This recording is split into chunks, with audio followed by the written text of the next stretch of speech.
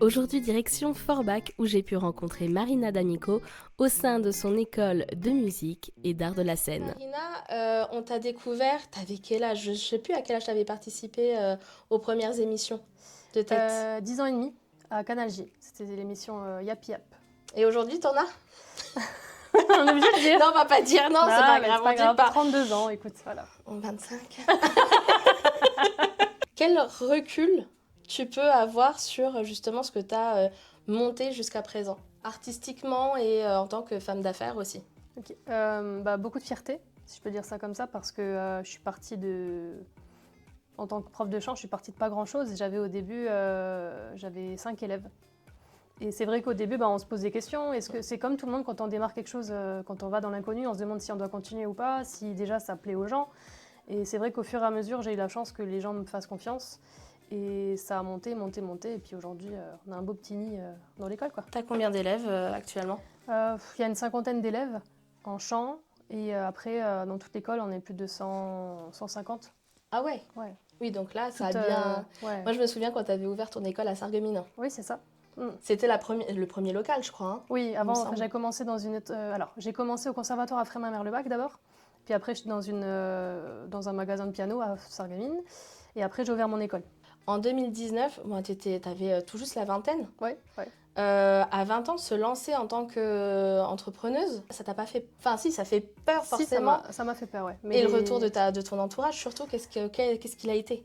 Alors, j'ai eu peur de me lancer au début parce que c'était pas ce qui était prévu. Mais les choses de la vie font que parfois, on est obligé de prendre un chemin différent. Et donc, c'est ce que j'ai fait. Et ma famille a toujours été là pour moi. Donc, ils sont venus m'aider à aménager le local parce que j'ai eu la chance de trouver un local rapidement. Et du coup, voilà, mes parents sont venus, mon frère, ma sœur, tout le temps très accompagnés, très entourés de ma famille. Et ils ont toujours été là pour m'aider, en fait.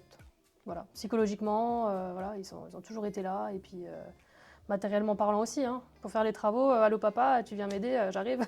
Au départ, c'était bric-et-brac, hein, clairement. Enfin, je faisais avec le piano. D'ailleurs, le piano qui est dans ma salle, c'est le piano que j'avais à la maison, que mes parents m'avaient acheté pour que je puisse jouer. Bah, il tient bien. Et il tient très bien. C'est de la bonne qualité. Très, très bien. Et ça fait des années que je l'ai. Et puis, je m'en sépare pas. Du coup, quand je viens ici, je l'ai mis dans ma salle parce que c'est mon bébé. Mais oui, c'est vrai. Et après, c'est vrai que j'ai fait avec ma sono aussi personnelle. Enfin, je veux dire, à la maison, j'ai pas de sono. J'ai repris un ancien piano que j'avais de scène. Mais c'est vrai qu'au début, on fait avec ce qu'on a. Et puis au fur et à mesure, de toute façon, si on a la possibilité, on rachète des choses nouvelles. Mais en soi, moi, les anciens trucs, ça marche bien. Ça tient. Ça tient. C'est dans les plus vieux pots qu'on fait les meilleures confitures, à ce qu'on dit. Ah, pas mal, pas mal. Aujourd'hui, est-ce que, avec le recul que tu as, et il commence à être pas mal, hein, tu as un beau palmarès derrière toi, est-ce que tu ferais les choses différemment? J'ai envie de te dire non. Non, parce que tout ce qui a été fait, il mérite d'être là. Toutes les personnes que j'ai rencontrées, voilà, elles étaient là pour un objectif à chaque fois. Je pense qu'on ne rencontre jamais les personnes par hasard.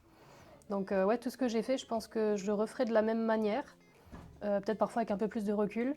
Et voilà, après j'ai toujours apprécié les moments et j'ai toujours vécu ça à fond avec les élèves, avec voilà, leurs prestations, etc. Enfin, j'ai toujours été au taquet, même pour les émissions aussi, surtout on va dire avec le stress et tout. Je chiale pour eux et tout ça, hein. Mais à refaire, je referai. Au moins, c'est une preuve que tu t'impliques réellement, et que c'est pas que du business. Bah non, en fait, c'est ça le truc, c'est que ça ressort beaucoup, ça d'ailleurs, quand les gens m'ont fait des éloges il y a pas longtemps, mes élèves, j'étais en mode, ouais, c'est bon, enfin, ouais, bah oui, j'étais en train de chialer dans ma voiture, j'ai dit, c'est bon, on peut arrêter là. Bah ouais, et en fait, c'est ce qui ressort beaucoup, c'est l'humain.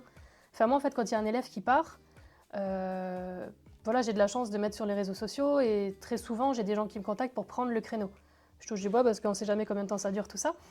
Mais donc j'ai de la chance. Mais moi, en fait, ce qui me fait de la peine, c'est pas de perdre de l'argent.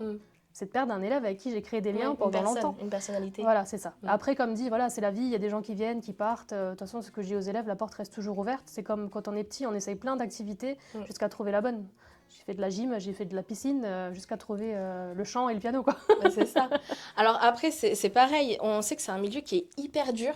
hyper concurrentiel et il faut être armé, je pense, pour rentrer dans le showbiz, dans l'univers vraiment professionnel de la musique.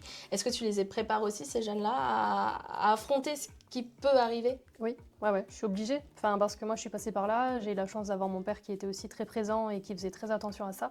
Donc maintenant, c'est mon rôle à moi de dire aux parents, mollo, s'il y a quelque chose qui se présente à vous, on peut en discuter avant. Si vous avez besoin de conseils, ne signez rien au hasard. Voilà. Et puis surtout, je leur explique qu'il n'y a pas de concurrence entre les gens. La seule concurrence qu'on a, c'est nous-mêmes. Être meilleur que soi, et puis voilà. Mais c'est vrai que c'est un monde assez compliqué, la musique. C'est un milieu qui peut être très difficile et on a vite fait, surtout avec l'exposition qu'il y a aujourd'hui entre les réseaux et qui reste très longtemps. Hein, les casseroles, on peut très vite les traîner. Ouais. C'est bien d'avoir cette préparation-là, surtout pour les jeunes qui ont des étoiles plein les yeux quand tu leur parles de télévision ou de percer sur les réseaux ou enregistrer un disque ou n'importe. Mais il y a aussi le revers de la médaille qu'on commence à montrer, je trouve, de plus en plus. Mais c'est bien de les préparer à ça, je trouve. Toi, tu as fait le choix donc, de te consacrer du coup aux autres. Mais t'oublies pas pour autant la scène, et c'est ça qu'on apprécie aussi. Tu arrives à marier les deux. C'est important pour toi justement de conserver ce côté-là scénique, de te faire plaisir, parce que je pense que c'est un gros kiff de se retrouver sur scène aussi. C'est la base du boulot. Ouais. Mais aussi d'accompagner ces jeunes et de marier tout ça. Oui, alors ça me fait plaisir de faire la scène. J'en fais moins qu'avant, c'est vrai. Par faute de temps aussi, maman, l'école, ça fait beaucoup. On connaît. Mais au-delà de ça, c'est vrai que j'ai la possibilité de faire des scènes, mais par moments j'ai moins l'envie en fait, parce que c'est vrai que toute la semaine je le fais déjà à travers les élèves. Mais c'est vrai que faire de la scène de temps en temps, ça me fait plaisir. De temps en temps, je remplace pour des anniversaires, des choses comme ça. C'est marrant, c'est cool. Après, si on m'appelle et que je suis dispo, je viens. Mais c'est vrai que maintenant, c'est plus les élèves. Je préfère voir un petit peu s'ils ont retenu les leçons et puis voir si l'expression scénique est OK, si les notes sont bien placées, la respi et tout ça. Donc, voilà. Alors justement, qu'est-ce qu'on pourrait te souhaiter pour la suite? Quels sont tes projets? Allez, on va rester pour les 10 prochaines années. 10 prochaines années que ça dure encore 10 ans, voire plus. Je sais pas, en vrai. Que du love, rester comme ça avec l'école, ou est-ce que toi, tu as des projets de développement pour...